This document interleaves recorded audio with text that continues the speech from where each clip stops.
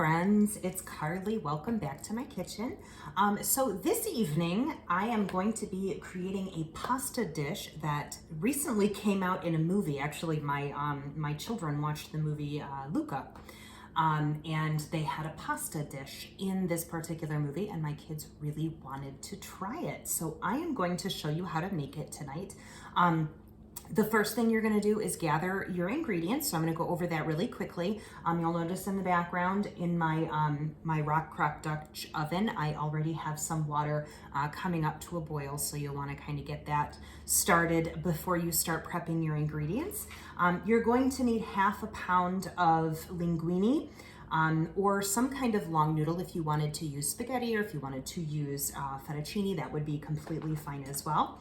You're gonna want a half pound of green beans. I recommend getting fresh green beans. Definitely don't use the canned, and in an absolute pinch, you can certainly use the frozen green beans. You're gonna need about 2 cups of packed basil. You can get this in your produce section. You're going to need fresh basil because we are going to be making fresh, oh my goodness, pesto. So you can't use the dried basil for this particular recipe. You're going to need a half cup of extra virgin olive oil, 4 potatoes. This is 1/4 cup of pine nuts. I toasted my pine nuts. It gives it another little element of flavor. You're going to need 2 cloves of garlic and some Parmesan Reggiano. This is also going to go into that pesto sauce. So I'm going to go ahead and start prepping my vegetables. I'll be right back to show you how to do that. So the first vegetable I'm going to be preparing is my potatoes. Yes, there's potatoes in this pasta. Surprise! I'd never heard of it either until this absolute moment. So what I did was just take the skins off of the potatoes with my vegetable peeler here. And then what I'm doing, we want to get kind of like a rough dice. So what I'm doing is just quartering the potatoes into like 4 equal slices. You can kind of see there's 2 there. And then I'm going to use my Rapid Prep mandolin. I've set the back of the Rapid Prep mandolin to a chop. So it's not going to slice, it's going to chop. And then, oops, then I'm going to place the potatoes into the food chute. Now we want these to be kind of like chunks of potatoes. We don't want them to be like French fries. So you'll strategically place your potatoes into the food hopper, and then you're going to use the hand guide and push down on the plunger. Now I've set this to chop, and I've set it to the largest setting. We don't want it to be so fine and thin that it's like paper or, you know, julienne, but we do want, you can see I've done a couple, we want little chunks, and that's what I'm doing here.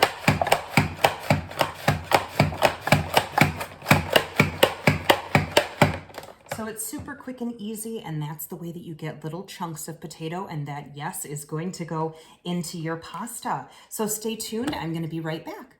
So the next vegetable I'm gonna prep is going to be super quick and easy. We have the 2 garlic cloves. I do not need to press this or chop it because it's actually going to go into the food processor, but I do need to get the skins off.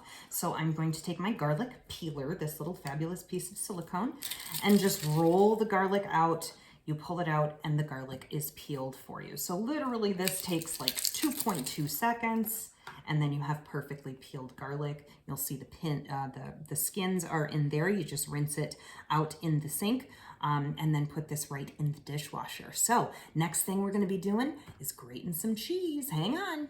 So the next step, I'm going to be using my double grater. You'll notice the double grater is a double. It's got a fine grate on one side and a larger grate on another side. These do come apart, so you just pop those apart. Goes right into the dishwasher when you're finished. It comes with this fabulous little food holder or food catcher, and it does have measurement markings right here on the side, and it pops right in there. It does have a hand guard. Always recommend using the hand guard, especially if you are going to be, you know, using the last little bit of cheese, or if you're going to be grating chocolate or nutmeg or something that is smaller where your fingers come closer to the blade, you definitely want to use the hand guard. I am going to be using a large block of Parmesan today, so I don't necessarily want to use the hand guard for that because my hands will be very far away from the blade. So I need 1/4 cup of Parmesan cheese. So I just put it here and start grating. 1/4 cup is not that much. This is actually going to go into the pesto. So I'm grating it fine, basically because I want it to incorporate really, really well. And of course you have to adjust. This is just about 1/4 cup, but you have to adjust also for the air content that's in between all these little things. So we're gonna hop to the next step, and I'll see you right back here in a minute. So the green beans don't take a lot of prep. Basically what you're gonna wanna do, of course, is wash all of your produce. But I've got this in my stainless steel mesh colander. I've rinsed these out. These were string beans, so they were long, and basically I actually just kind of broke them down into about 1-inch pieces, little bite-sized pieces. Of course, if you want to get real fancy with this, you can, you know, chop it on the bias or something like that. But for me, this was just kind of a rustic thing, just, you know, breaking beans like at grandma's house over the summertime, right? So there's not much to the prep of this. You just want to take your 1/2 pound of green beans, get them washed and broken down into about 1-inch pieces. Next, we are going to start our pesto. So we are going to get going on our pesto. This is going to be the sauce for our pasta dish. So the first thing I'm going to do, I am using my Flex Plus multi-prep set, and I'm going to be using the food processor attachment. So you'll be able to see how this works. So basically what I'm going to do is just start placing my ingredients down into the bowl here. This again is 2 cups of basil. You want to make sure that it's pretty well packed in there. You don't want it to be real fluffy and lots of air in there, because then you won't actually get the product that you're looking for. I am going to throw in my 2 peeled garlic cloves. I am going to put in my toasted pine nuts. You don't have to toast your pine nuts, but I recommend it if you like flavor. So the way that I toasted the pine nuts, it's honestly super quick, super easy. Just put it in a saute pan on the stove for like 5 minutes on, you know, medium-high heat until they get to a, you know, a toasty brown color. They're usually a pretty pale tan, but once you get that nice like toasty brown color like that, then you know they're toasted well. So I'm gonna start by putting a little bit of that olive oil in there.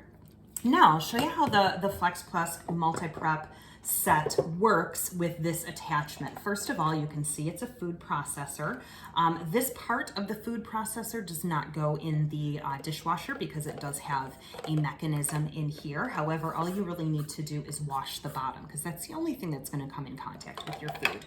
This little food presser here is dishwasher safe, so you can certainly do that. There's also a blade in here that pops right out. That goes in the dishwasher, and so does this entire thing.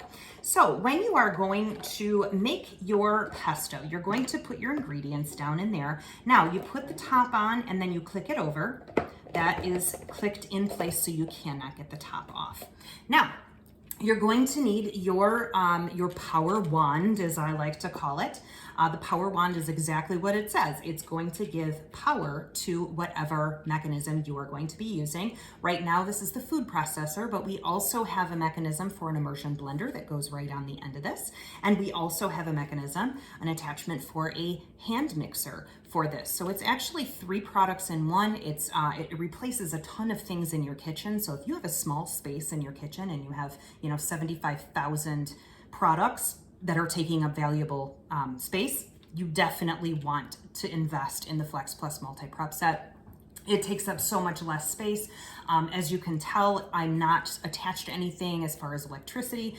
This has 2 battery packs that come with it. Each one of the battery packs lasts for about a half an hour of continuous use. So that means you could be blending something literally for a half an hour. Generally, you're not going to do that, right? But then there's also a backup battery. So if you need to do more, you know, whatever you need to do for more than a half an hour, you will always be ready to go. So the way that this works is I am going to put this into the handle here, and it just kind of pops into place. And the battery is the last thing to go on. It's kind of the last guy to show up to the party and the first one to leave. It's kind of that guy. And the reason for that is because you want to make sure that you don't accidentally start doing something before you're ready to start doing something, if that makes sense. So I'm going to pop this on, and you'll notice that the lights came on. Now, there is a safety mechanism with all of our attachments. This will not work. You see I'm pressing the power button.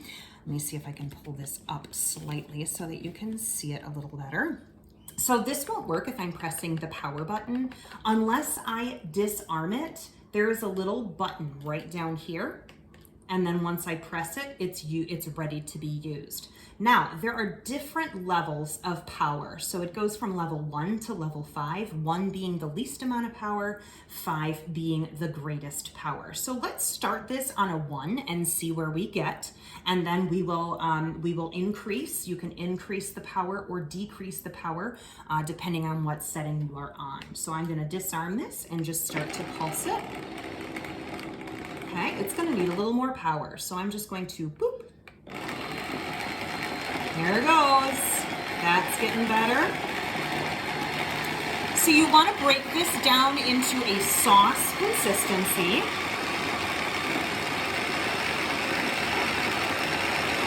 I'm going to go ahead and increase the power again.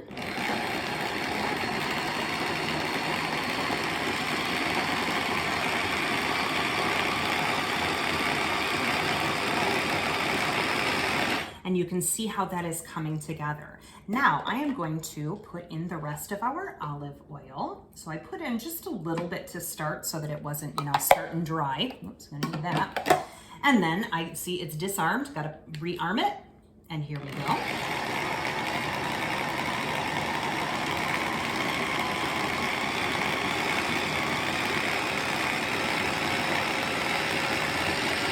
So gorgeous. It smells so amazing. If you've never smelled basil, you ain't lived.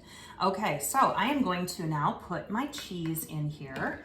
I'm actually just gonna put it into the food chute. I'm making a giant mess, and you know what? It's not a party until something gets messy, right? But instead of taking the whole mechanism apart, it's just quicker and easier that way. So there's all of my cheese. I am going to go ahead and plug that up. I'm gonna rearm it, and I'm gonna take this all the way up to 5.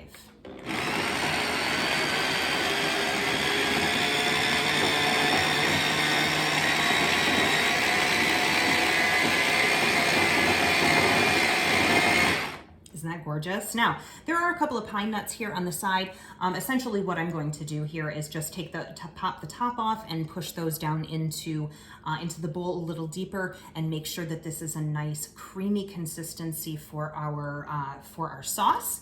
And we're gonna head over to the stove and start making some magic.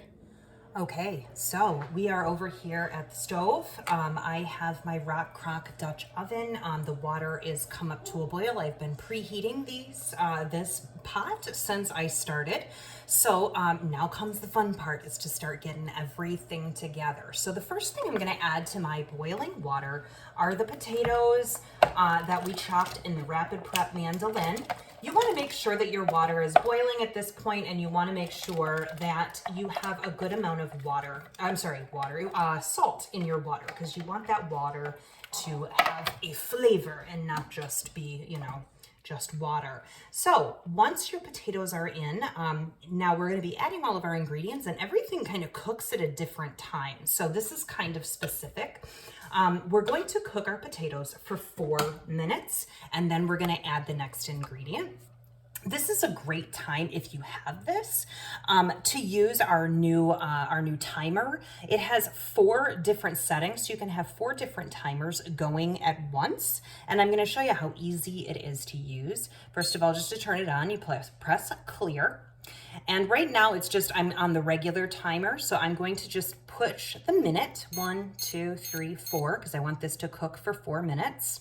You can do seconds, minutes, and hours. and then there's a little go or stop. I'm gonna press go, and then it's gonna start my timer. Now, if I wanted to set a second timer, I could press the T2 and do the entire thing over again. So my first timer would be for 4 minutes. My second timer would be for 12 minutes, whatever it happens to be. So if that makes sense, by the way, it actually has a clip, so you can clip it right onto your apron if you want to. And it also has a magnet, so you can stick it right onto your stove or right onto your microwave if you want to do that as well. So I will be back after these cook for 4 minutes.